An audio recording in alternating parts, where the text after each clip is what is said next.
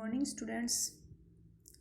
आज हम hydrogen bonding के बारे में स्टडी करेंगे। हाइड्रोजन बंध क्या होता है, किसे कहते हैं, कितने प्रकार का होता है और इसके एप्लीकेशंस क्या होती है।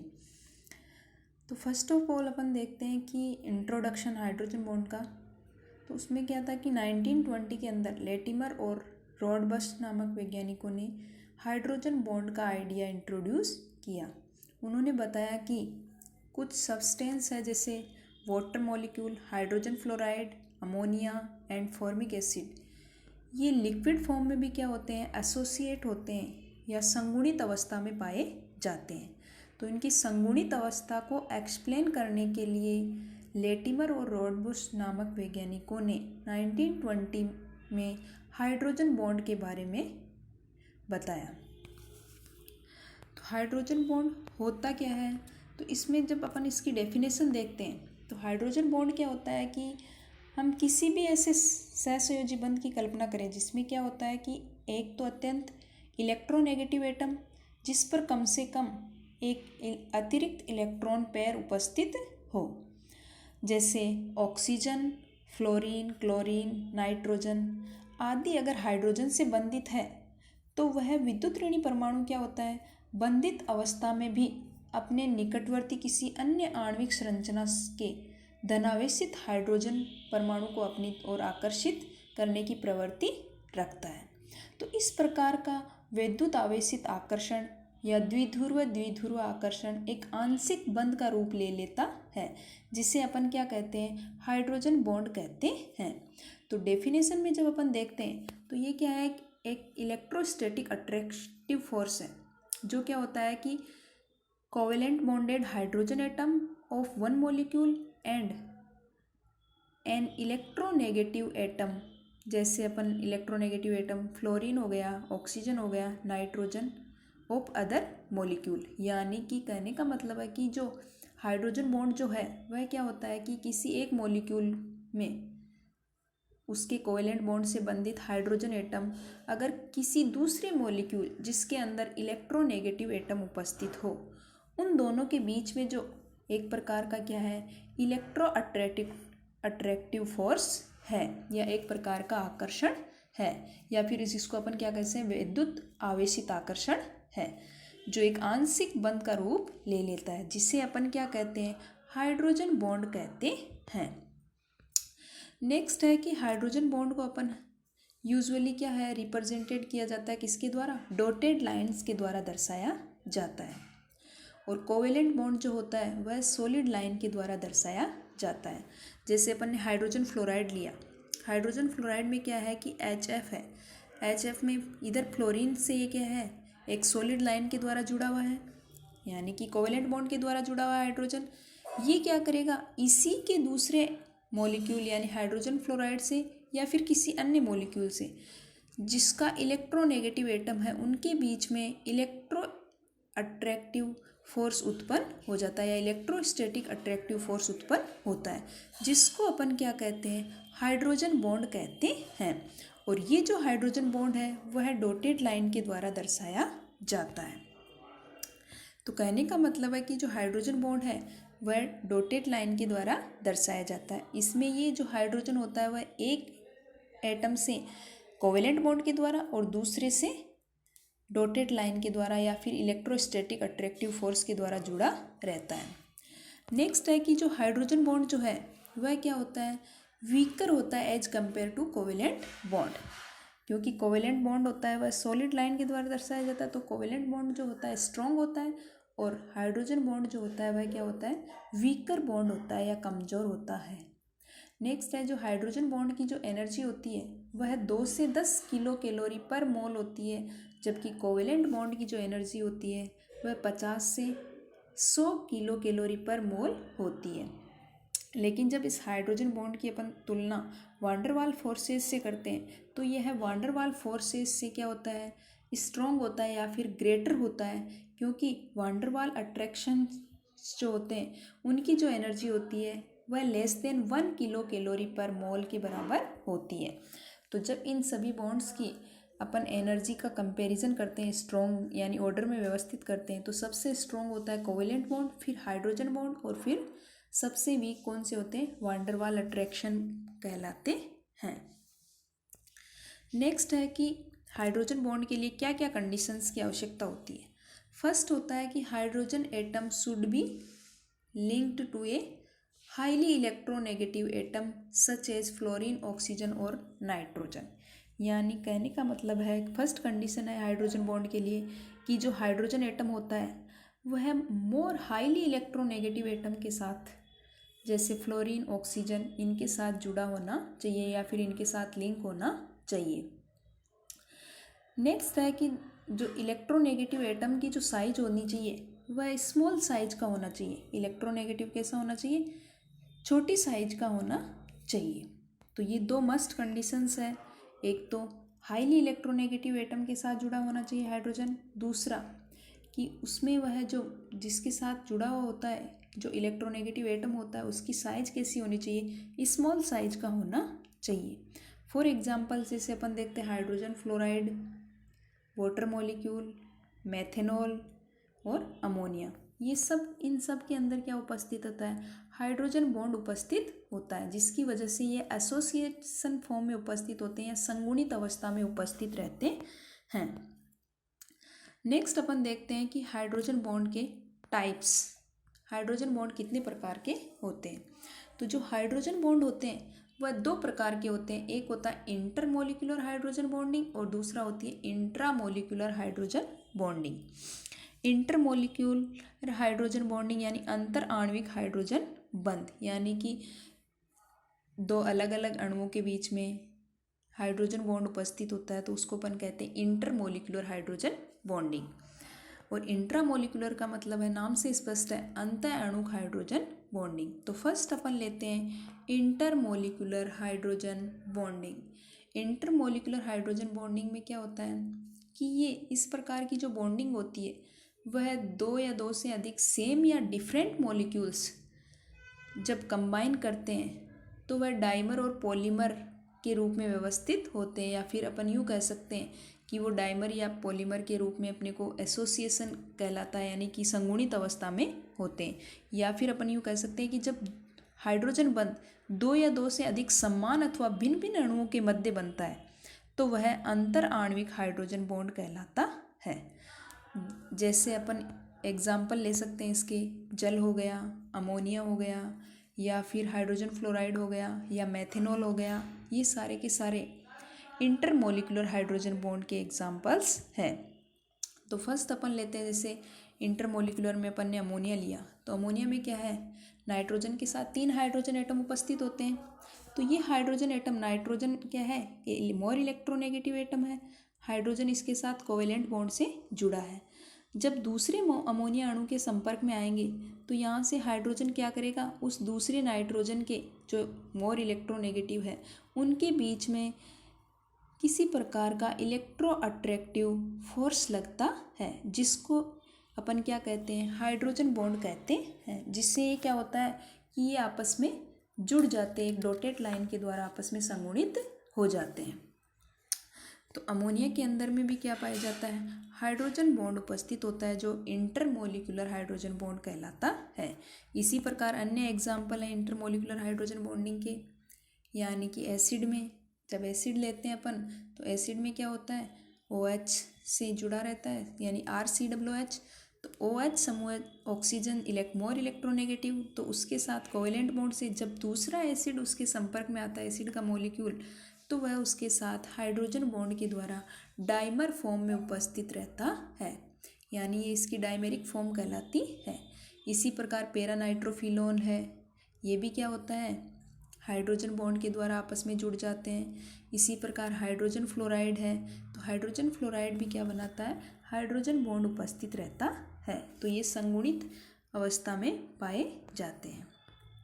नेक्स्ट है, जो इंटरमोलिकुलर हाइड्रोजन बॉन्ड होते हैं वो क्या होते हैं कि बॉइलिंग पॉइंट्स को बढ़ाते हैं and it's solubility in water, यानी कि ये क्या होते हैं, इंटरमोलिकुलर में क्या होता है, कंपाउंड्स का एसोसिएशन होता है, यानी संगुणित अवस्था में होते हैं, गुच्छे के रूप में बन जाते हैं।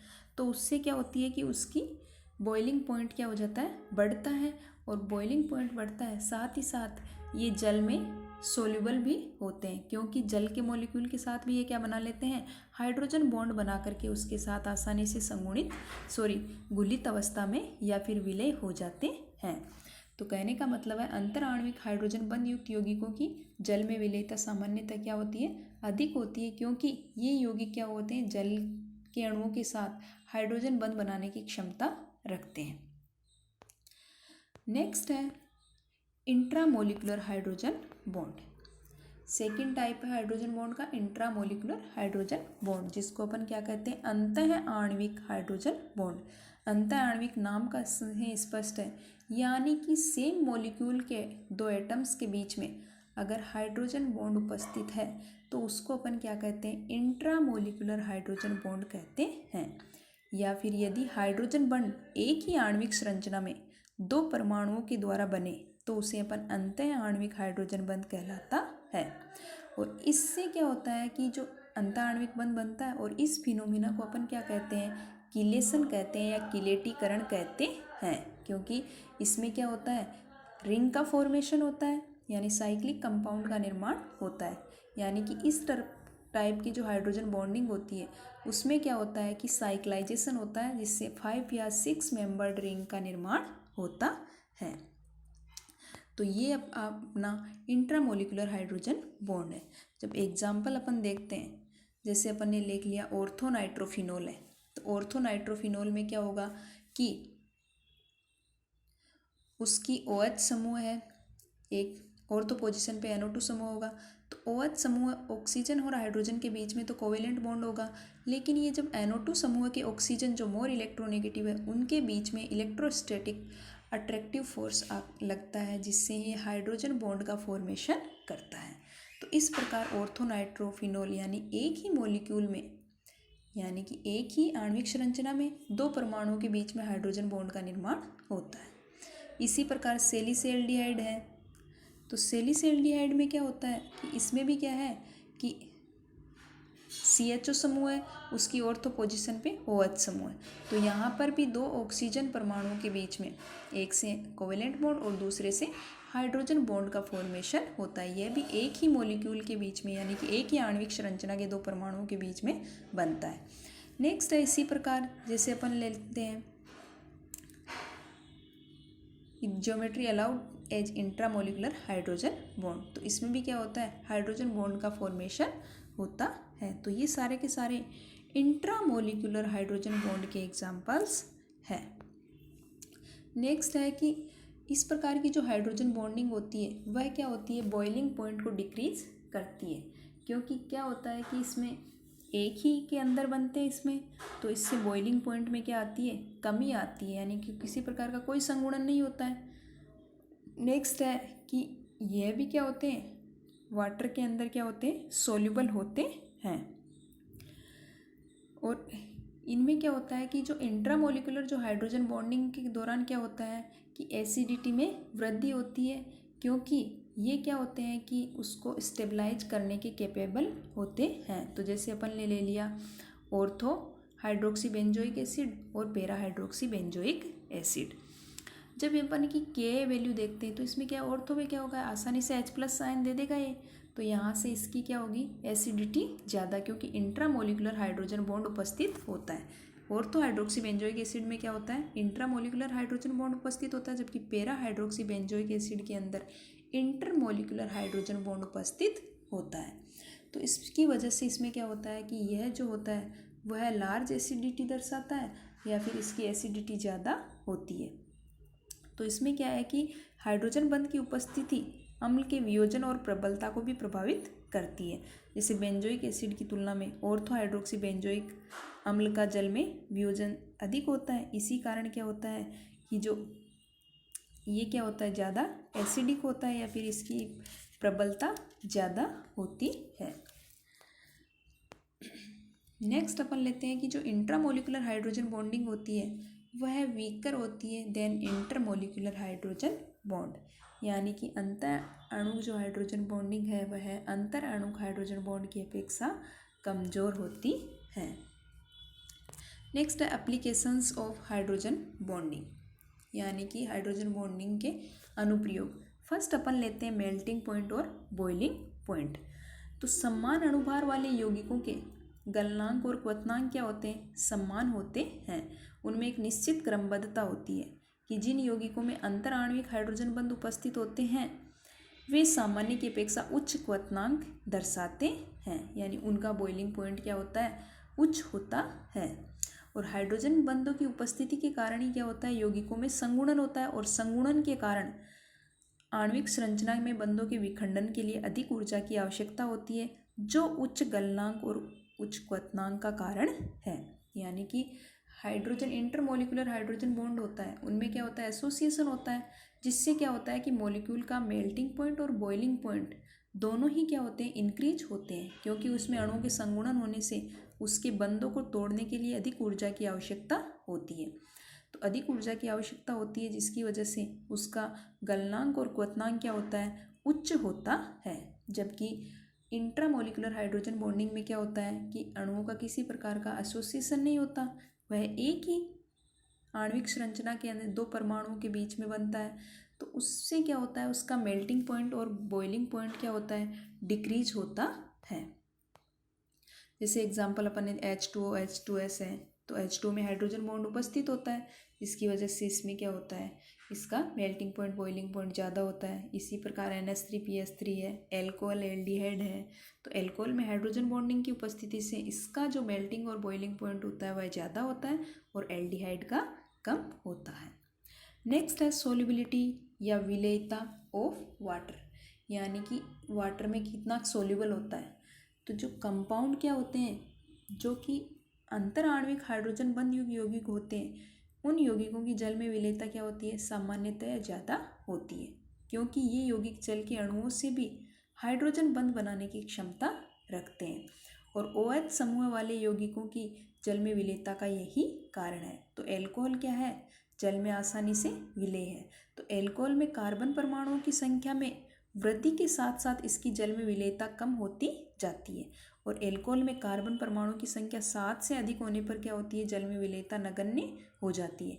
इसी प्रकार OH समूह की संख्या अधिक होने पर यौगिकों की जल में विलेयता अधिक हो जाती है, जैसे शर्करा, पॉलीविनाइलिन अल्कोहल। तो कहने का मतलब है कि इंटरमोलिकुलर हाइड्रोजन बॉन्डिंग क्या होते हैं? जो वाटर में कंपाउंड की सोल्युबिलिटी को बढ़ाते हैं, क्योंकि जैसे जैसे अपन जिनमें OH समूह उपस्थित है वो भी जल में सोल्यूबल होते हैं। लेकिन एल्कोहल में क्या होता है कि जैसे जैसे चैन बढ़ती जाती है, कार्बन श्रृंखला बढ़ेगी, तो उसकी सोल्युबिलिटी कम होती जाती है। यानी OH समूह की संख्या अगर बढ़ेगी तो विलेयता बढ़ेगी, और अगर कार्बन श्रृंखला बढ़ रही है तो उसकी विलेयता कम होती जाती है। और इंट्रामोलिकुलर हाइड्रोजन बॉन्डिंग क्या करती है? वाटर में सोल्युबिलिटी को डिक्रीज करती है, जैसे ऑर्थोनाइट्रोफिनॉल, मेटा और पैरानाइट्रोफिनॉल। तो ऑर्थोनाइट्रोफिनॉल में क्या होता है? इंट्रामोलिकुलर ऑर्थोनाइट्रोफिनॉल और मेटा और पैरानाइट्रोफिनॉल, तो इनकी सोल्युबिलिटी है वो इसकी सोल्युबिलिटी का क्रम दिया हुआ है। तो इनमें सबसे ज़्यादा ऑर्थोनाइट्रोफिनॉल होगा, वह ज़्यादा सोल्यूबल होगा, और मेटा और पैरानाइट्रोफिनॉल कम सोल्यूबल होते हैं।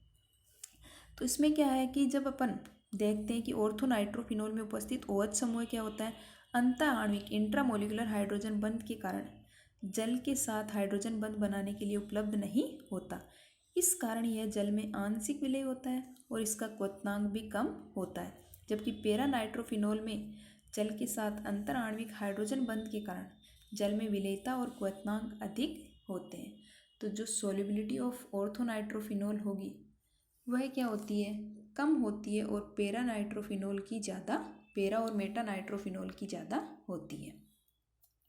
क्योंकि ऑर्थोनाइट्रोफिनॉल में क्या होता है? इंट्रामोलिकुलर हाइड्रोजन बॉन्ड होता है, जबकि पैरानाइट्रोफिनॉल के अंदर क्या होता है कि अंतर आणविक या इंटरमोलिकुलर हाइड्रोजन बॉन्ड उपस्थित होता है, जिससे क्या होता है कि जो पैरा होता है वह ज़्यादा सोल्यूबल होता है, और ऑर्थोनाइट्रोफिनॉल जो होता है वह कम सोल्यूबल होता है।